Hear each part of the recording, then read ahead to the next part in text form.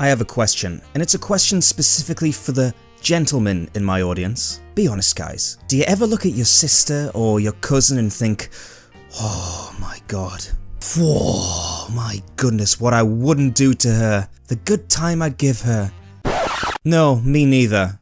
But apparently there are some people in this country who think exactly that, as it's been revealed that 1 in 5 child deaths in a London borough are caused by parents being close relatives.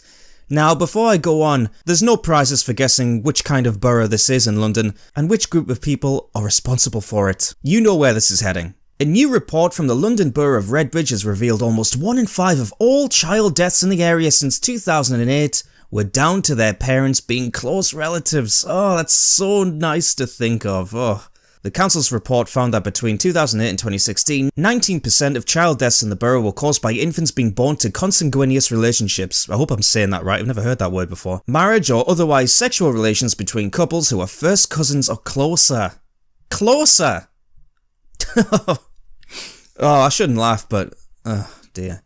The recording year of 2009 to 10 saw the highest number of child deaths in the period. Of all deaths in that year, the second greatest cause was chromosomal, genetic, or congenital abnormalities.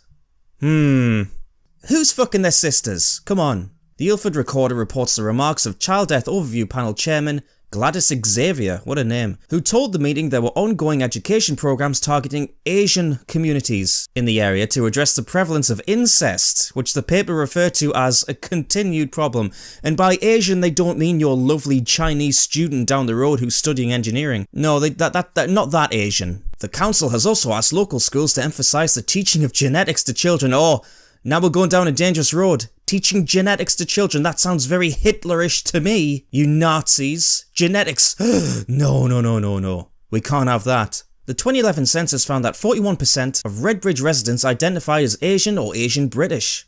And the religious makeup of the area was 36.8% Christian, 23.3% Muslim, and 11.4% Hindu.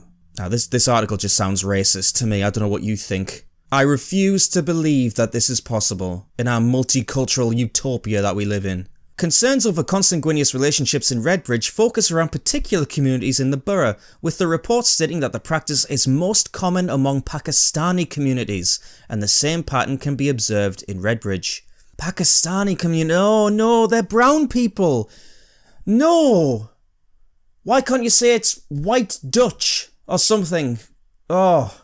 Of all child deaths in the area in the Time studies, 9% were to Pakistani ethnicity parents and were the result of genetic complications arising from having related parents. Oh, for God's sake. Despite the attempts to reach out to these communities, there was a concern the educational drive was falling on deaf ears. Oh God. Councillor Joyce Ryan told the board meeting, although everyone is battling hard at this, it is something that some communities struggle to accept and sometimes do not want to accept. That's because they enjoy shagging their cousins too much, obviously. And just so you can visualise this problem a little more, here's a graph, and I do love a good graph because it looks more professional. Here's a graph showing the cause of infant death by ethnic group in England and Wales. This is from 2005, so it's quite old, but still relevant. As you can see, congenital anomalies at the top. Pakistani communities way out in front. Way out in front. Now, in all seriousness here, I know I'm delivering this story with a sarcastic tone, and I know it's a serious issue because kids are dying here because of their parents being related. I've known about this for a while, not in as much detail. You see, I have a friend who is from Pakistan, or originally from Pakistan. Her parents are very conservative Muslims. My friend herself isn't a Muslim, she's an atheist, she doesn't believe in God, she's very Western. Although I think she still pretends that she's a Muslim to her parents because of said consequences. And I asked her straight up about this and she said, oh yeah, it's a huge problem.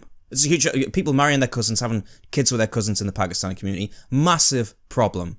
Yet no one talks about it. I don't hear about this in the mainstream media, and why not? This is serious stuff. The Public Service Agreement infant mortality target has created a strong impetus for the NHS to implement strategies to reduce infant mortality, particularly in less advantaged groups of the population. These specific areas of action have been identified as potentially having the impact on reducing the infant mortality gap are as follows. Reducing conceptions in under 18s in the routine and manual, whatever the hell that is. Targeted interventions to prevent sudden unexpected death in infancy. Reducing the prevalence of obesity. Reducing overcrowding. Reducing the rate of smoking in pregnancy, increasing early booking for antenatal care, reducing child poverty. Well, that's all well and good, but I didn't see the bullet point that says you need to stop boinking your sister. You need to stop slipping your cousin the sausage, mate. That's not mentioned there. Why not? Just tap dancing around this issue. I wonder why. Scientific studies over the last 3 decades have linked first cousin unions to an increased risk of genetic disease. Yet it remains discussed only with extreme reluctance. Medical professionals fear being labelled racist, while individuals among the groups most affected are reluctant to be seen as disloyal. Yeah, you know what, your kids are dying because you're having sex with your own family members, but I can't tell you that. I can't tell you to stop doing that because I don't want to be seen as a racist. Just keep doing it. I'll just pretend it's not happening. Just keep doing it. Have more kids. Have more kids die. Ugh, fucking pathetic. 2% of the population in the UK is Pakistani or British Pakistani according to the 2011 census. Just under 1 million people.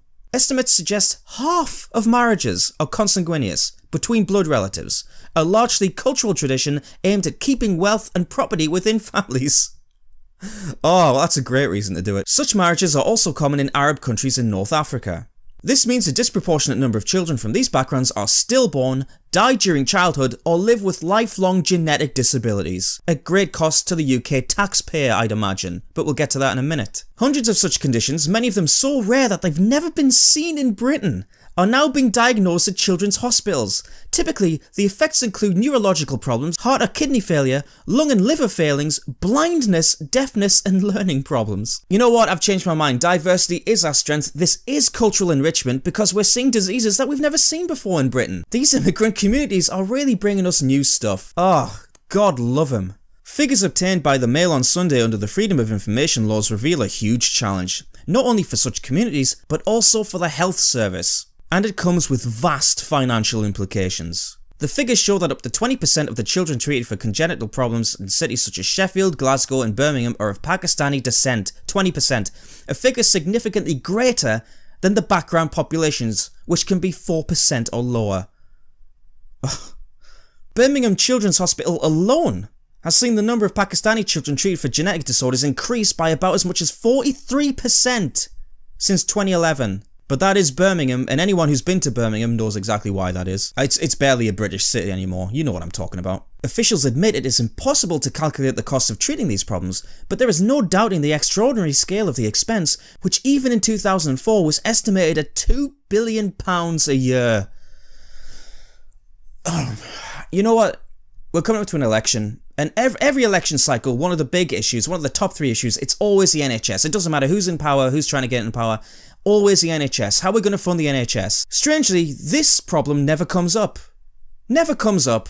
Maybe we could save billions of pounds a year by telling immigrant communities to stop having sex with their family members. Stop committing incest. How about doing that? No, we can't do that because that's racist. How dare we be so culturally insensitive? So you know what? We'll keep footing the bill to allow your kids to die from genetic disorders. How about that? That seems like a good arrangement. What kind of society are we trying to build here? Are we really going to put up with people growing up with mental, neurological, genetic disorders, disabilities, people who, because of their parents' actions, are going to be reliant on the state for the rest of their lives because they can't do anything, they can't work? The more we allow this to continue, the more we don't say anything about it, the more we create an underclass of this country who are completely reliant on financial handouts, on our welfare system. But you know, you can't say that. You can't say that in today's day and age. That's bigoted. You can't say it. First cousin marriages in Pakistani communities leading to appalling disabilities amongst children. First cousin marriages which are legal in the UK. What? Which are legal in the UK? Oh my god. Are practiced within Britain's Pakistani community as well as among some Arab and African families. Medical data previously suggests that while British Pakistanis were responsible for 3% of all births, they accounted for 30% of British children born with a genetic illness. Let me just repeat that for you. Pakistanis are responsible for 3% of all births in the country, but they account for 30% of children born with genetic illnesses. And we still can't talk about it. Nope, not a problem. Brush it under the carpet again. And the people who do try and speak about it are obviously attacked by the media. Professor risks political storm over Muslim inbreeding. Professor Steve Jones, one of Britain's most eminent scientists, has warned that the level of inbreeding among the nation's Muslims is endangering the health of future generations. And according to everything we've just read, that's correct. That's a correct statement. That's the truth. He said, "It is common in the Islamic world to marry your brother's daughter, which is actually closer than marrying your cousin. Closer, which is, fantastic. We should be concerned about that, as there can be a lot of hidden genetic damage. Children are more likely to get 2 copies of a damaged gene." Yep. He added, "Bradford is very inbred. There is a huge amount of cousins marrying each other there. Research in Bradford has found that babies born to Pakistani women are twice as likely to die in their first year as babies born to white mothers, with genetic problems linked to inbreeding identified as a significant cause. Studies have found that within the city, more than 70% of marriages are between relations, with more than half involving first cousins." 70% of all marriages are between relations. In Bradford, and once again, much like Birmingham, if you've ever been to Bradford, you wouldn't be surprised at hearing that. Mohammed Salim Khan, chief executive of the Bradford Council for Mosques, said, "It is important to discuss these issues, but I just do not know of any firm evidence backing up Professor Jones's claims. I think we need more conclusive studies so we can know for certain if there is a genuine risk. Marriages between cousins is certainly common within South Asia, but it's becoming less so in Britain and also in Bradford, really. Islam allows you to marry anyone you want, so in many ways, Islam promotes diversity." Oh, wow. Fuck me. Islam promotes diversity because it allows you to marry your family members and have kids with it. Well, I've heard it all now. I've heard it all. Who can argue with that? Thank you, Mohammed. Thank you, sir. You've really educated me. You've shown me the light. You've brought the balanced opposition view that we desperately needed on this subject. Thank you. Diversity is our strength. You're right. Isn't this story just fantastic? Isn't it amazing? Yet another example of this country and the people in it bending over backwards and taking it up the arse in the name of a multicultural utopia that will never, ever exist. No, we can't identify the problems with incest in Pakistani communities, in Islamic communities. We can't do that. No, that's racism. Yeah, that's racism, straight up. Straight up. How dare you? Never mind the genetic, horrible damage that the kids end up inheriting. Yeah, sorry Abu, yeah, your parents were brother and sister, that's why you've got no arms. Sorry about that. We just didn't want to say anything because we'd be deemed racist. Sorry. And not only the damage to the kids themselves, but the damage to society as a whole. Are we going to put up with this? Are we really going to accept this? The costs to healthcare? £2 billion a year, on estimate it's probably more than that now. Create an entire section of society that are dependent on handouts from the government, on handouts from social care, welfare, you bloody name it. Nope, can't talk about it, brush it under the rug, it's not happening, pay the bill for the NHS, get it over with, move on. You know what? I'm gonna say something incredibly racist right now. You ready? Prepare yourselves, here we go. Incest is wrong. Incest creates problems. Incest fucks up your kids. There we go, I just had to get that out. Sorry for being incredibly racist and bigoted there. I just had to say it. Had to get off my chest. Thank you.